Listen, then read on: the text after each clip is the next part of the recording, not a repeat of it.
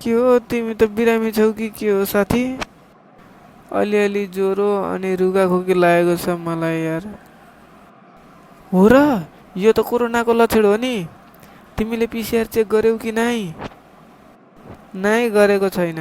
अहिले त हस्पिटलमा पिसिआर चेक गर्नेलाई कोरोना भनेर भित्रै मार्ने अनि मारेर सबै अङ्ग निकाल्ने गर्छन् रे, त्यही भएर म त डरले गएकै छैन। त्यसरी हुँदैन नि। अहिले त पिसिआर चेक गरेर घरमै क्वारेन्टाइन बस्ने व्यवस्था छ। सरकार त आफ्नो कुर्चीको पछाडि लागिरहेको छ, हाम्रो बारेमा केही सोचेको छैन। हामी मूर्ख जनताले गर्दा त यो सबै भएको हो नि। कसरी नि त्यो चाहिँ?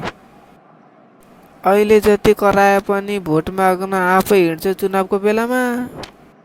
हो, हुन त हामी जनता नै भेड हो।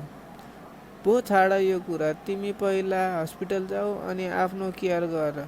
2 मिटर टाढा बस्नु पर्छ रे, त्यसैले आफ्नो सुरक्षा आफै गर्दा राम्रो। हुन्छ नि त, चेक गराएर घरमै आफ्नो केयर गरेर बस्छु। थ्याङ्क यू दोस्त। वेलकम। ल ल म गएको, बाई। ल ल बाई, पछि भेटौँला।